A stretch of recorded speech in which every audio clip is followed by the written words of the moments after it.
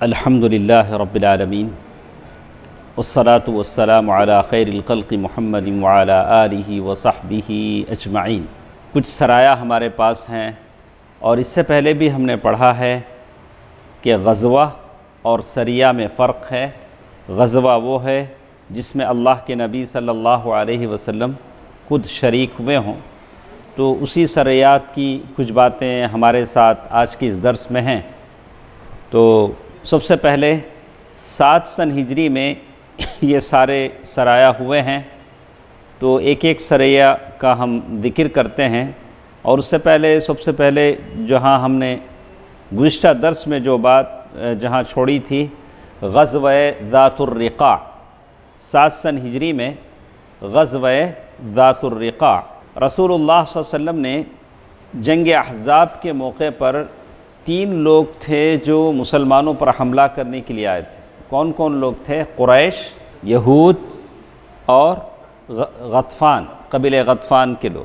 تو اللہ کے نبی صلی اللہ علیہ وسلم ان ساروں سے جب نمٹ لیے تو اللہ کے نبی صلی اللہ علیہ وسلم کی توجہ تھی ان بدوؤں کی طرف، جو بدو جو مدینے کے آس پاس بستے تھے، جن کے کوئی مکانات نہیں تھے، قلعے نہیں تھے، ان کو ختم کرنا بہت مشکل تھا۔ آج یہاں تھے تو کل وہاں تو آج یہاں، تو بہت مشکل تھا۔ البتہ اللہ کے نبی صلی اللہ علیہ وسلم اتنا کر سکتے تھے کہ چھاپا مار کر ان پر مسلمانوں کا رعب ڈالا جا سکے، خوف ڈالا جا سکے، اس لیے کہ وہ لوگ ہمیشہ اس بات کے موقع میں طاق میں رہتے تھے کہ جب بھی موقع ملے مدینے پر حملہ کریں، لوٹ مار کریں، مسلمانوں کو لوٹیں۔ تو یہ گزشتہ درس میں ہمارے ساتھ اس کی باتیں تھیں۔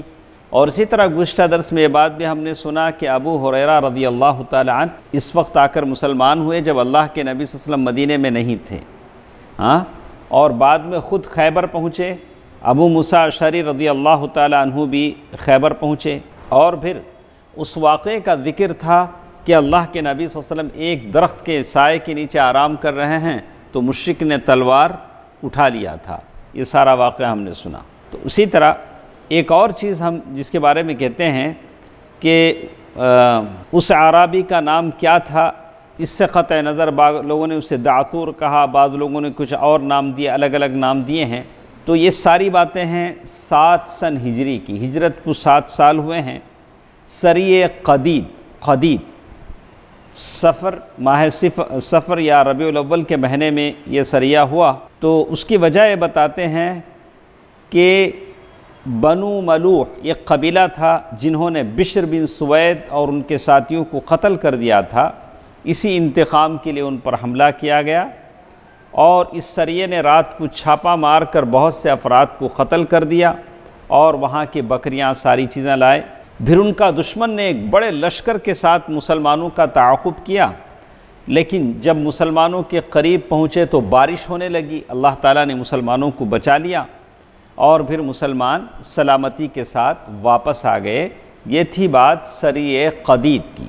اسی طرح ایک اور سریہ تھا سریہ حسمہ یا حسمہ، تو اس کے تعلق سے کوئی تفصیل یہاں ذکر نہیں ہے لیکن نام تو ہے۔ اسی طرح ایک اور سریہ جس کا ذکر کرتے ہوئے کہتے ہیں سریہ تربہ، یعنی یہ چھوٹی ٹکڑیاں تھیں جو اللہ کے نبی صلی اللہ علیہ وسلم بھیجتے تھے صحابہ کرام کو۔ تو یہ سریہ تربہ عمر بن خطاب رضی اللہ تعالی عنہ کی قیادت میں روانہ کیا گیا۔ عمر رضی اللہ تعالی عنہ کے ساتھ 30 آدمی تھے جو رات میں سفر کرتے تھے، دن میں چھپے رہتے تھے، لیکن جب سامنے بنو حوازن کو پتہ چلا تو سارے کے سارے بھاگ گئے، اور عمر رضی اللہ تعالی عنہ جب ان کے علاقے میں پہنچے تو کوئی نہیں ملا، عمر رضی اللہ تعالی عنہ واپس ہو گئے۔ اسی طرح ایک اور سریہ جس کے بارے میں کہتے ہیں سریہ اطراف فدق کے تعلق سے ہم نے سنا۔ فدق باغ فدق جہاں اللہ کے نبی صلی اللہ علیہ وسلم کا باغ تھا، اس کے اطراف کے علاقوں کے بارے میں کہتے ہیں کہ اللہ کے نبی صلی اللہ علیہ وسلم نے وہاں بھی ایک سریہ بھیجا۔ سریہ سے مراد مسلمان یعنی صحابہ کرام کی جماعت تھی جو اللہ کے نبی صلی اللہ علیہ وسلم کسی کی قیادت میں بھیجتے تھے۔ تو بشیر بن سعد انصاری رضی اللہ تعالی عنہ کی قیادت میں اللہ کے نبی صلی اللہ علیہ وسلم نے 30 آدمیوں کو بھیجا کہ جا کر وہاں لوگوں کو تادیب کریں، ان لوگوں کو اسلام کی دعوت دیں۔ لیکن بشیر بن سعد رضی اللہ تعالی عنہ جب اس علاقے میں پہنچے تو وہاں لوگ تو نہیں تھے، صرف بھیڑ بکریاں تھیں، اسے ہاک کر لائے۔ لیکن رات میں وہ لوگ واپس آئے، مسلمانوں پر تیر اندازی کی، اور مسلمانوں نے بھی جواب میں تیر چلائے، اور بالآخر مسلمانوں کے تیر ختم ہو گئے۔ کیا ہو گیا؟ نہیں، مسلمانوں کی تیر ختم ہو گئے اور ان کے ہاتھ خالی ہو گئے۔ نتیجہ یہ ہوا کہ سارے صحابہ قتل کر دیے گئے۔ کتنے تھے وہ؟ 30 آدمی قتل کر دیے گئے۔ صرف ایک جو امیر تھے بشیر بن سعد وہی زندہ بچے، انہی زخمی حالت میں اٹھا کر فدق لایا گیا، اور وہیں وہ یہود کے پاس مقیم رہے، اور جب علاج ہو جانے کے بعد پھر وہ مدینہ واپس آئے۔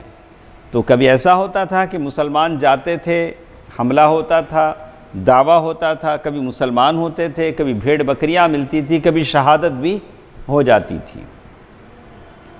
اسی طرح ایک اور سریہ ہے، سریہ میفعہ، یہ بھی رمضان 7۔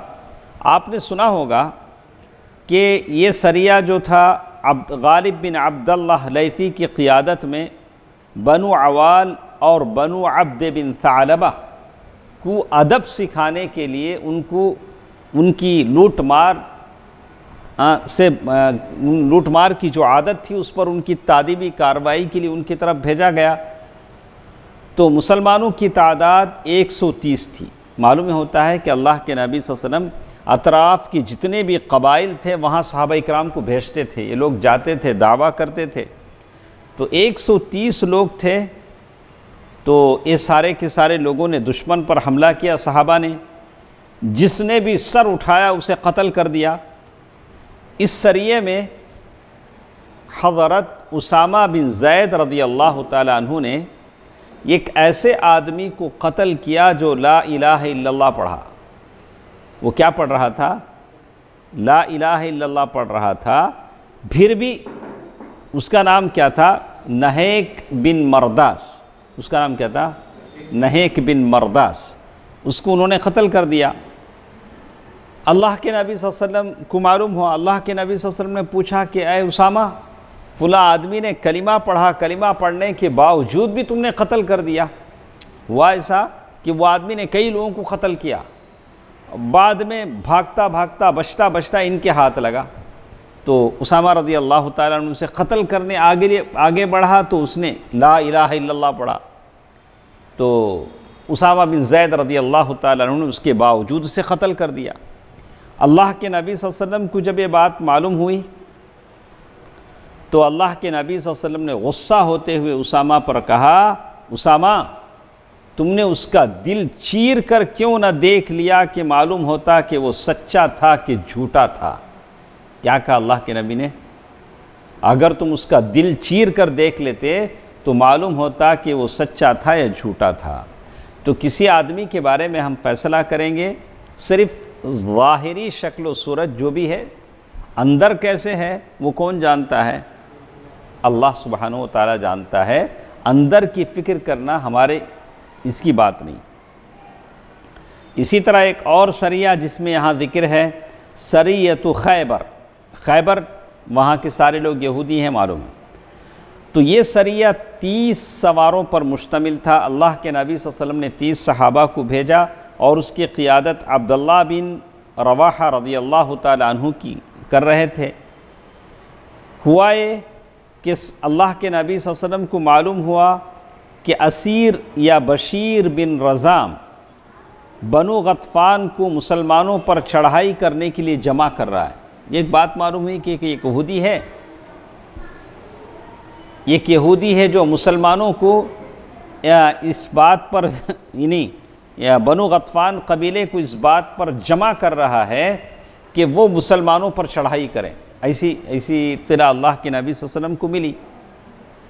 تو مسلمانوں نے اسیر یا بشیر جو بھی نام تھا اسے بلایا، یہ امید دلایا، یعنی مسلمانوں نے بلا کر اسے یہ امید دلائی کہ رسول اللہ صلی اللہ علیہ وسلم اسے خیبر کا گورنر بنا دیں گے۔ ارے آپ یہ سب مت کرو، رسول اللہ صلی اللہ علیہ وسلم آپ کو کیا بنا دیں گے؟ خیبر کا گورنر بنا دیں گے۔ تو اس نے اپنے 30 رفقا کے ساتھ چلنے پر آمدہ ہوا، لیکن درمیان میں پہنچ کر دونوں پارٹیوں کے درمیان کچھ اختلاف ہو گیا، ناسمجھی ہو گئی، بدگمانی آ گئی، تو اسیر اور اس کے ساتھیوں کو لڑائی میں جان سے ہاتھ دھونا پڑا۔ تو مسلمانوں نے اس کے 30 ساتھیوں کو کیا کر دیا؟ قتل کر دیا۔ ایک اور سریہ، 2 سریہ اور ہمارے ساتھ ہیں جو اس درمیان میں ہوتے تھے، وہ ہیں سریہ یمن و جبار، اس کا نام ہے۔ تو یہ بنو غطفان اور کہا جاتا ہے کہ بنو فزارہ اور بنو عذرہ کے علاقے کا نام ہے۔ یہاں اللہ کے نبی صلی اللہ علیہ وسلم نے بشیر بن کعب انصاری رضی اللہ تعالیٰ عنہ کو 300 مسلمانوں کی جماعت کے ساتھ روانہ کیا۔ مقصود یہ تھا کہ مسلمانوں کے خلاف کچھ لوگ جمع ہو رہے تھے، ان کو منتشر کرنا تھا۔ مسلمان راتوں رات سفر کرتے، دن میں چھپ جاتے، لیکن جب دشمن کو معلوم ہوا کہ بشیر بن سعد رضی اللہ تعالیٰ عنہ آ رہے ہیں تو سارے دشمن بھاگ گئے۔ تو مسلمانوں نے ان کے جانوروں پر قبضہ کر لیا اور 2 آدمی قید بھی کر لیے، اور وہ 2 آدمی جب مدینہ آئے تو مسلمان ہو گئے۔ تو معلوم یہ ہوتا ہے کہ اللہ کے نبی صلی اللہ علیہ وسلم وقتاً فوقتاً مسلمانوں کی جو جمعیتیں تھیں، صحابہ کی جمعیتیں تھیں، ان کو بھیجا کرتے تھے تاکہ کافروں کی دلوں پر دھاگ بیٹھے اور کافروں میں رعب پیدا ہو، مسلمانوں کے تعلق سے ان کے دلوں میں یہ بات بیٹھ جائے کہ یہ ایک طاقت ہے۔ اسی طرح ایک اور سریہ ہے سریہ غابہ، اسے امام ابن قیم رحمہ اللہ نے عمرہ قضاء سے قبل 7 سن ہجری کے سرایہ میں شمار کیا ہے۔ اس کا خلاصہ یہ ہے کہ قبیلہ جشم بن معاویہ کا ایک شخص بہت سارے لوگوں کو لے کر غابہ ایک جگہ آیا۔ وہ چاہتا تھا کہ بنو قیس کو مسلمانوں سے لڑنے کے لیے جمع کرے، یعنی اللہ کے نبی صلی اللہ علیہ وسلم کو جہاں کہیں یہ اطلاع ملتی کہ مسلمانوں کے خلاف کوئی طاقت جمع ہو رہی ہے تو اللہ کے نبی صلی اللہ علیہ وسلم کیا کرتے؟ اس طاقت کو توڑ دیتے۔ تو ہمارا کام، ہم لوگ یہ سوچتے ہیں ہم لوگوں کو کام کرنا چاہیے، لیکن ساتھ ساتھ جب معلوم ہو کہ ہماری طاقت کو توڑنے کے لیے کوئی کوشش کر رہا ہے تو اس سے جا کر مصالحت کرنی چاہیے، اسے صحیح راستہ بتانا چاہیے، اچھے انداز میں بتانا چاہیے کہ یہ راستہ صحیح ہے، یہ راستہ غلط ہے۔ تو کہتے ہیں نبی صلی اللہ علیہ وسلم نے حضرت ابو حضرت کو، ابو کیا نام ہے؟ حضرت ابو حضرت کو صرف 2 آدمیوں کے ہمراہ روانہ فرمایا۔ کتنے آدمی؟ دیکھو 2 آدمیوں کی بھی سریا۔ حضرت ابو حضرت نے کوئی ایسی جنگی حکمت عملی اختیار کی کہ دشمن کو ہار ہو گئی۔ 2 آدمیوں کو لے جا کر دشمن کو کیا کر دیے؟ شکست دے دیے، اور وہاں سے اونٹ بکریاں سب کیا کرے؟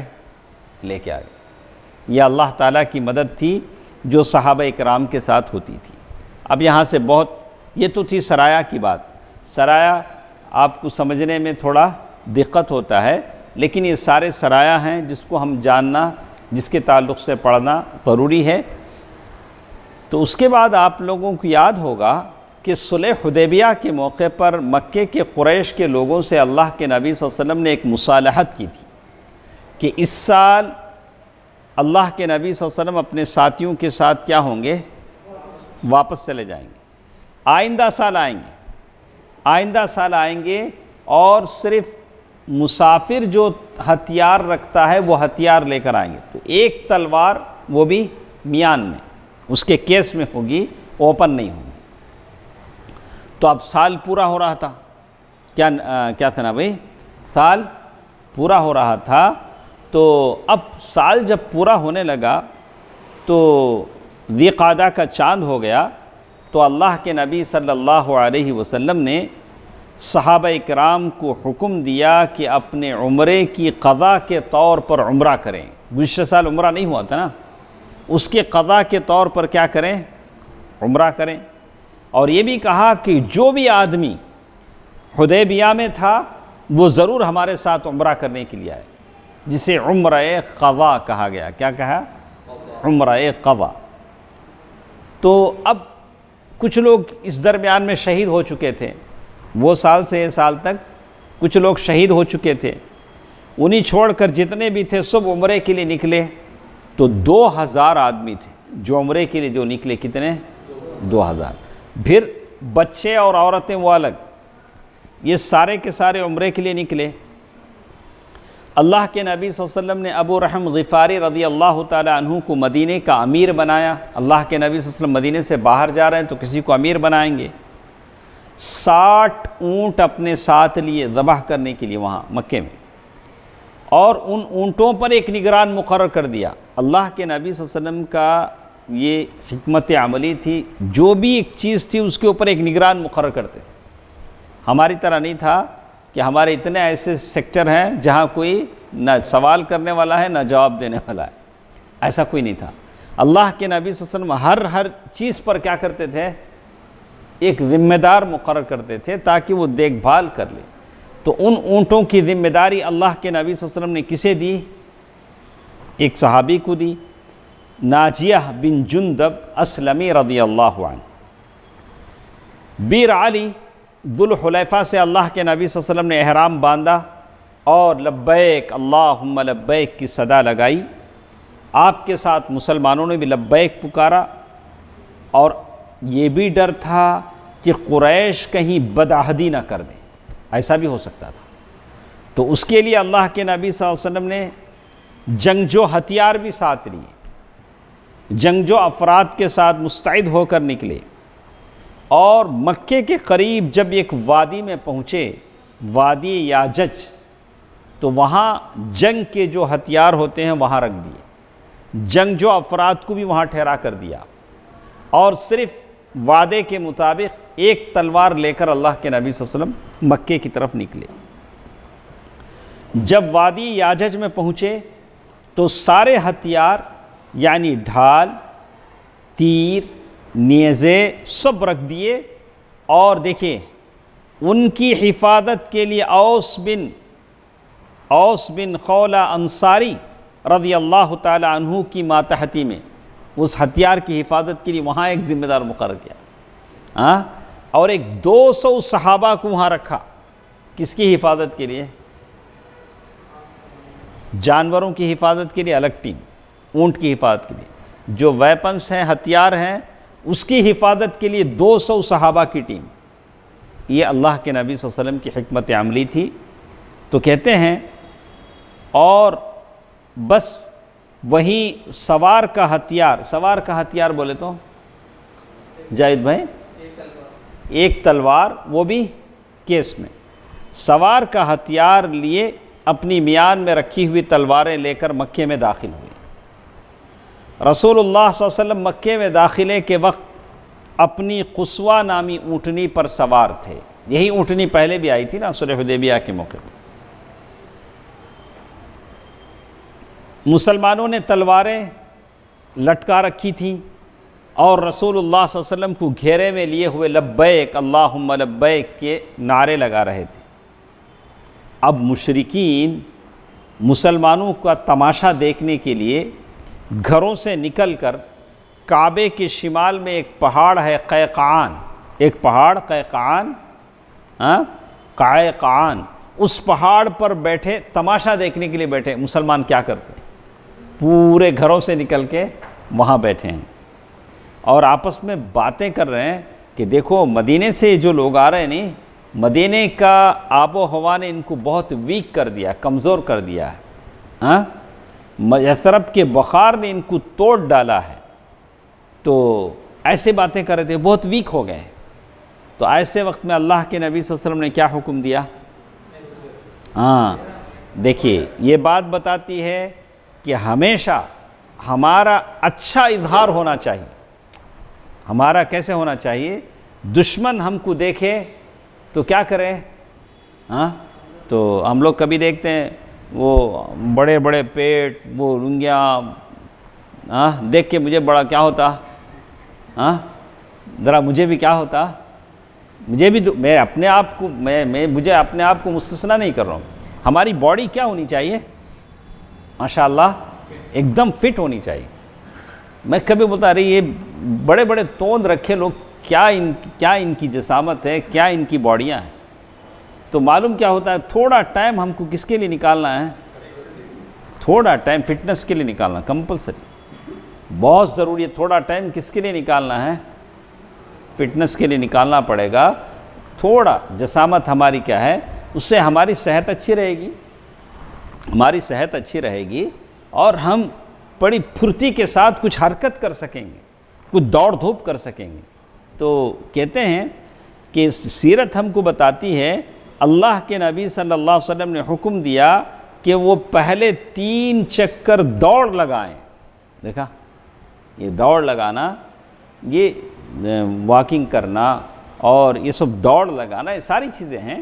اللہ کے نبی صلی اللہ علیہ وسلم نے صحابہ کو حکم دیا کہ پہلے طواف کے 3 چکر کیا کرو، دوڑ لگاؤ، تاکہ کافر دیکھ کر تم کو سمجھیں کہ ارے یہ کمزور لوگ نہیں ہیں، یہ بہت اسٹرانگ لوگ ہیں، یہ دوڑ لگاتے ہیں. تو البتہ رکن یمانی اور حجر اسود کے درمیان، سبحان اللہ، رکن یمانی اور حجر اسود کے درمیان صرف چلتے ہوئے گزریں. یہ کہا کہ چلتے ہوئے گزریں. اللہ کے نبی صلی اللہ علیہ وسلم چاہتے تو کہتے کہ دیکھو 7 چکر بھی دوڑنا. اللہ کے نبی صلی اللہ علیہ وسلم بول سکتے تھے نا. اللہ کے نبی صلی اللہ علیہ وسلم نہیں بولے، بولا کہ لوگوں پر شفقت اور مہربانی کرنے والے آپ رحمت للعالمین ہیں. کہا کہ شروع کے 3 چکر کیا کرو، دوڑو. تو اس حکم کا منشا یہ تھا، اللہ کے نبی صلی اللہ علیہ وسلم نے یہ حکم کیوں دیا؟ مشرکین آپ کی قوت کا مشاہدہ کریں، مشرکین دیکھیں کہ آپ کتنے اسٹرانگ ہیں، آپ کی قوت کا مظاہرہ کریں. اس کے علاوہ ایک اور حکم بھی میرے نبی صلی اللہ علیہ وسلم نے دیا کہ صحابہ کرام اضطباع کریں. اضطباع، چادر ایک کر کے کیا کریں، ایک مونڈھا کیا کریں، کھلا رکھیں. بغل کے نیچے سے کپڑا ڈالیں، مونڈھا کیا کریں، آپ کا وہ میجل کیا ہونا، دکھنا، ایکسپوز ہونا. ماشاءاللہ یہ ساری چیزیں ہیں، سیرت کی باتیں ہیں، شریعت کی یہ ساری چیزیں ہیں. تو ہر چیز، اور صاحب شریعت نے جو بات بھی کہی ہے اس کے پیچھے کوئی مصلحت ہے. بیکار حکم صاحب شریعت تو نہیں دیتے ہیں، اس کے پیچھے کوئی مصلحت ہے. کچھ باتیں ہم سمجھتے ہیں، کچھ باتیں ہم نہیں سمجھ پاتے. تو دایاں کندھا کھلا رکھیں اور چادر داہنی بغل کے نیچے سے گزار کر آگے پیچھے دونوں جانب سے اس کا دوسرا کنارہ بائیں کندھے پر ڈال دیں. تو ایک بات تھی، رسول اللہ صلی اللہ علیہ وسلم مکے میں اس پہاڑی کی گھاٹی سے داخل ہوئے جو حجون پر نکلتی ہے. کیسے اللہ کے نبی صلی اللہ علیہ وسلم داخل ہوئے؟ آج بھی وہ دروازہ ہے، باب الفتح، کیا نام سے ہے؟ وہ صلح فتح مکہ کے موقع پر اس طرح سے داخل ہوئے تھے، باب الفتح. لیکن یہاں جو ہے حجون کی طرف سے داخل ہوئے. مشرکین نے آپ کو دیکھنے کے لیے لائن لگا رکھی تھی. مشرکین کیا ہے، وہ ان کے اندر الگ الگ یہ تھا کہ اللہ کے نبی صلی اللہ علیہ وسلم مسلسل لبیک کہہ رہے تھے، اور حرم پہنچ کر اپنی چھڑی سے حجر اسود کو چھوا. پھر اللہ کے نبی صلی اللہ علیہ وسلم نے طواف کیا، صحابہ اکرام نے بھی طواف کیا، اور اللہ کے نبی صلی اللہ علیہ وسلم کے صحابی عبداللہ بن رواحہ رضی اللہ عنہ وہ تلوار لٹکا کر آگے آگے اللہ کے نبی صلی اللہ علیہ وسلم کے چل رہے ہیں، اور رجز کے ساتھ رجزی اشعار پڑھ رہے ہیں. کیا اشعار پڑھ رہے ہیں؟ دیکھیے، خلو خلو خلو بن الکفار عن سبیلہ، خلو فکل الخیر فی رسولی، خلو یعنی راستہ چھوڑو، یعنی ہٹو، سامنے سے ہٹو. اے کفار کے پوتو، کیا بولیں، اے کافر کے پوتو، راستے سے ہٹو، راستہ چھوڑو. ساری بھلائی اسی پیغمبر میں ہے. یعنی وہ لوگ سن رہے ہیں اللہ کے نبی صلی اللہ علیہ وسلم کے سامنے جاتے جاتے اشعار کہہ رہے ہیں قد انزل الرحمن فی تنزیلہ فی صحف تتلی علی رسولہ. رحمان نے اپنے قرآن تنزیل میں اتارا ہے، یعنی ایسے صحیفوں میں جن کی تلاوت اس پیغمبر پر کی جاتی ہے، یعنی قرآن. یا رب انی مؤمن بقیلہ انی رأیت الحق فی قبولہ. عبداللہ بن رواحہ رضی اللہ تعالیٰ عنہ کہتے ہیں کہ اے پروردگار، میں ان کی بات پر ایمان رکھتا ہوں اور اسے قبول کرنے ہی کو حق جانتا ہوں. پھر آخر میں انہوں نے کہا بِأَنَّ خَيْرَ الْقَتْلِ فِي سَبِيلِهِ الْيَوْمَ نَضْرِبُكُمْ عَلَى تَنزِيلِهِ ضَرَبًا يَزِيلُ الْهَامُ عَنْ مَقِيلِهِ وَيَذْهَلُ الْخَلِيلُ عَنْ خَلِيلِهِ.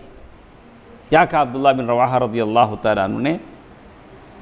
بہترین قتل وہ ہے جو اللہ کے راستے میں ہوں. آج ہم اس کی تنزیل کے مطابق تمہیں ایسی مار ماریں گے کھوپڑی اپنی جگہ سے ہٹ جائے گی. کیا بولے ہو؟ کھوپڑی اپنی جگہ سے چھٹک جائے گی اور دوست کو دوست سے بے خبر کر دے گی.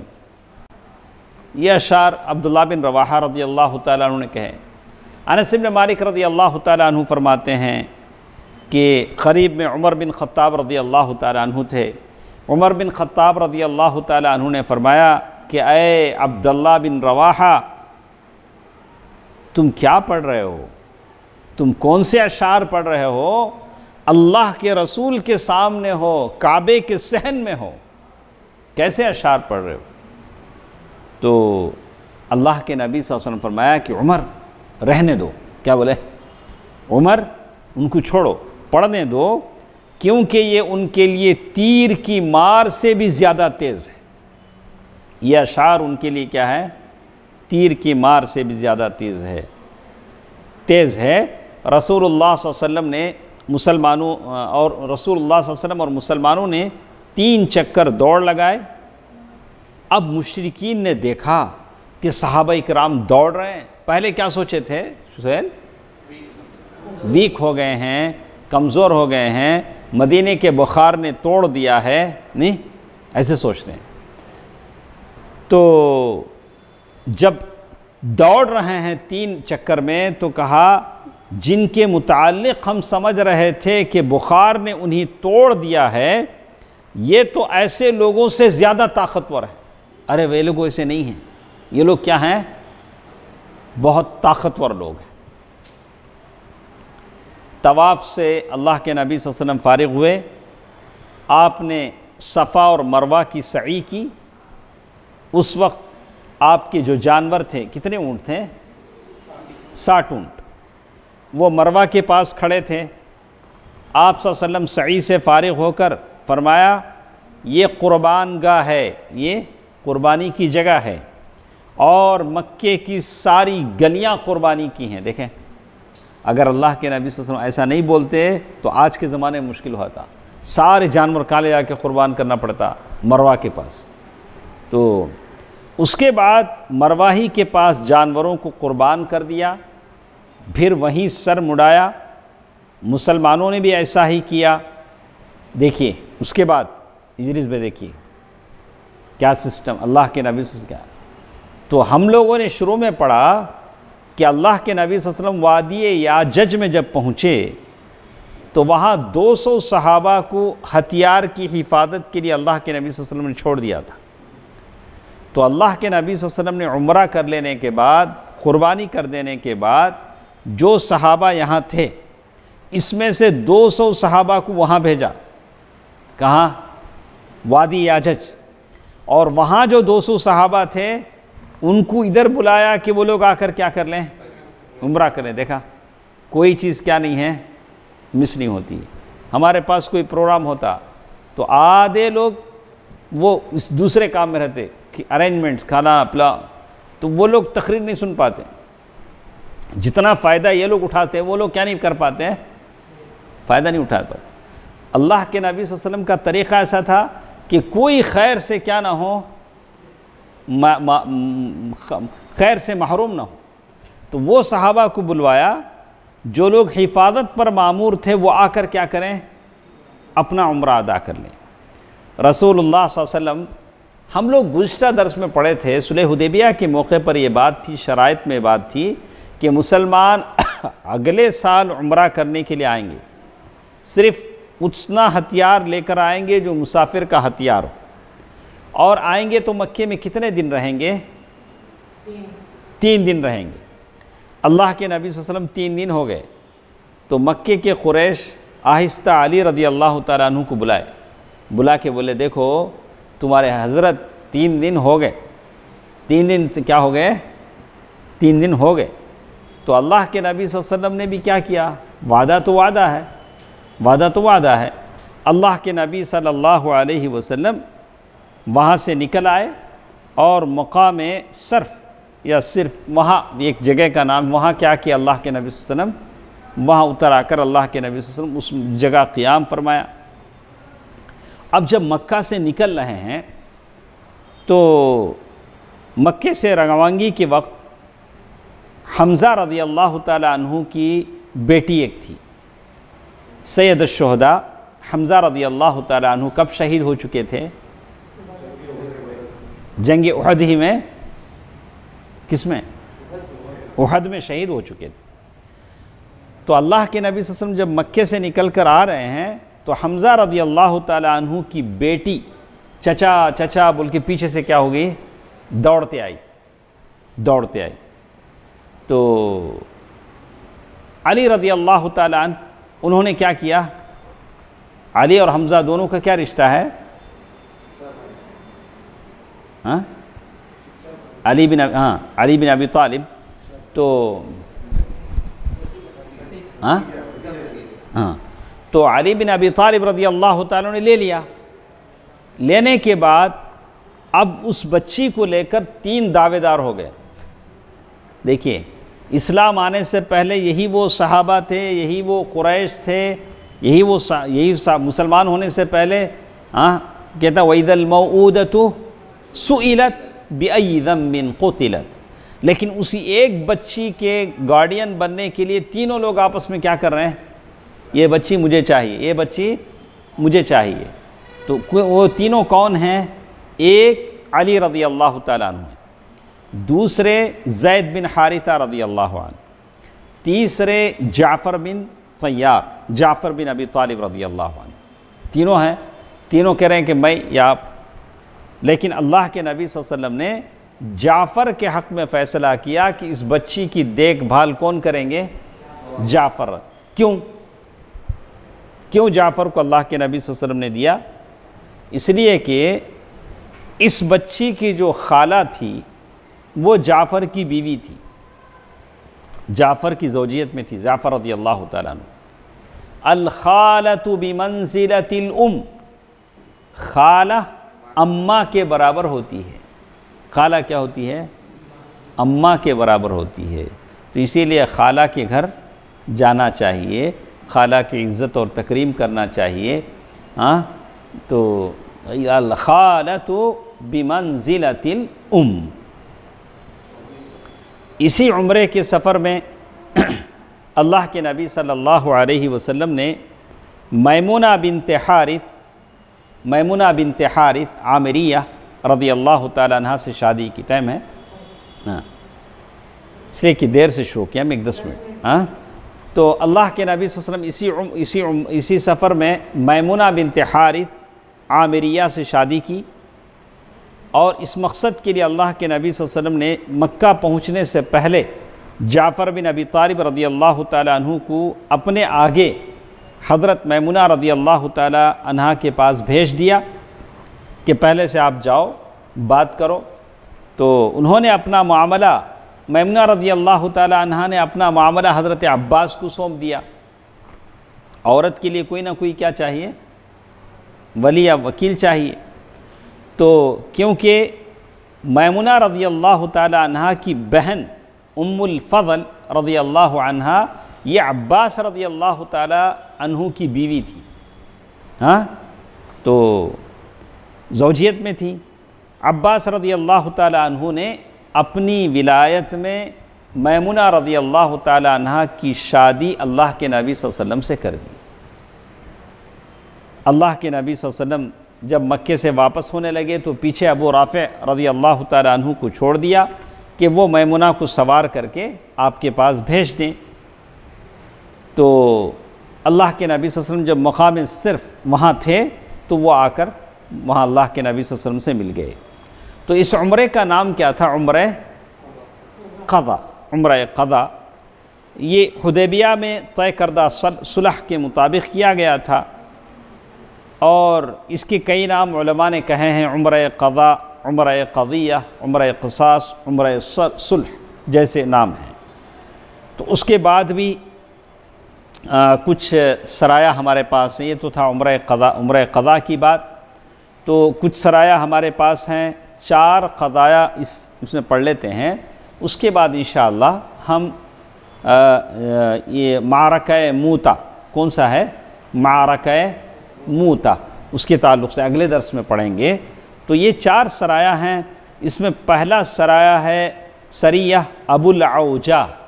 ابو العوجہ 8 سن ہجری میں، 8 سن ہجری میں رسول اللہ صلی اللہ علیہ وسلم نے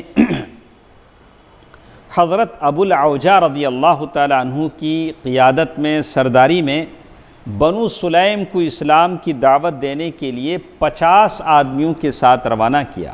یہ سارے جو جاتے تھے دعویٰ کے لیے جاتے تھے، سب سے پہلے کیا دیتے تھے؟ دعوت۔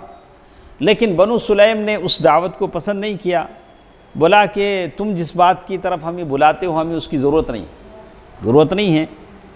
پھر انہوں نے سخت لڑائی کی، ابو العوجہ زخمی ہو گئے، تاہم مسلمانوں نے دشمن کے 2 آدمی قید کیے۔ یہ تھا سریہ ابو العوجہ۔ اسی طرح سریہ غالب بن عبداللہ، انہی 200 آدمیوں کے ہمراہ فدق کے اطراف میں حضرت بشیر بن سعد کے ساتھ لوگ جہاں شہید ہوئے تھے، ہم لوگ اس سے پہلے پڑھے شروع میں، ایک جنگ میں پورے صحابہ شہید ہوئے، 30 آدمی۔ بشیر بن سعد، اللہ کے نبی صلی اللہ علیہ وسلم نے بدلہ لینے کے لیے وہاں بھیجا، تو ان لوگوں نے دشمن کے جانوروں پر قبضہ کیا اور ان کے کئی لوگوں کو قتل کیا۔ اسی طرح ایک دیکھیے، یہ ہے سریہ ذات اطلح۔ سریہ ذات اطلح، یہ سریہ دیکھیے کیسا ہے۔ بنو قضاع نے مسلمانوں پر حملہ کرنے کے لیے ایک بڑا لشکر فراہم کیا۔ رسول اللہ صلی اللہ علیہ وسلم کو جب معلوم ہوا تو اللہ کے نبی صلی اللہ علیہ وسلم نے کعب بن عمیر رضی اللہ تعالی عنہ کی قیادت میں 15 صحابہ کو بھیجا۔ ایک طرف بڑا لشکر ہے، کتنے لوگ گئے ہیں؟ 15 آدمی۔ صحابہ اکرام کا سامنا ہوا ان کے لشکر سے، تو صحابہ اکرام نے دعویٰ کیا، مگر انہوں نے دعویٰ قبول کرنے کے بجائے 15 صحابہ کے جسموں کو تیر سے چھلنی کر دیا۔ 15 صحابہ جو تھے ان کا سارا جسم کیا ہو گیا؟ تیر سے چھلنی ہو گیا۔ صرف ایک آدمی زندہ بچا جو مقتولین کے درمیان سے اٹھا لایا گیا۔ 15 میں سے کتنے شہید ہو گئے؟ 14 لوگ شہید ہو گئے، رضی اللہ عنہم ورضوا عنہ۔ اسی طرح آخری ایک سریہ ہے سریہ ذات عرق۔ یہ ہے ربیع الاول 8 سن ہجری میں۔ اس کا واقعہ یہ ہے کہ بنو حوازن نے، وہ ایک قبیلے تھے، مدینے کے اطراف بستے تھے یا مکے کے اطراف بستے تھے۔ یہ لوگ بنو حوازن کیا کرتے تھے؟ مسلمانوں سے جو بھی جنگ لڑتا اسے سپورٹ کرتے، کمک پہنچاتے۔ اس لیے 25 آدمیوں کی کمان دے کر حضرت شجاع بن وہب اسدی رضی اللہ عنہ کو ان کی جانب روانہ کیا گیا۔ یہ لوگ دشمن کے جانور وہاں سے ہانک لائے، لیکن جنگ اور چھیڑ چھاڑ کی نوبت نہیں آئی۔ تو معلوم یہ ہوتا ہے کہ بعض سرایہ میں فتح مندی ہوتی تھی، بعض سرایہ میں جانور ملتے تھے، بعض سریات میں شہادت بھی مقدر ہوتی تھی، لیکن صحابہ کرام کی زندگیاں جہد مسلسل تھی۔ وہاں آرام، ریسٹ، ہالیڈے ایسا کچھ بھی نہیں تھا۔ وہ ایک جہد مسلسل، لگاتار کوشش کی زندگی تھی جو صحابہ کرام جیتے تھے۔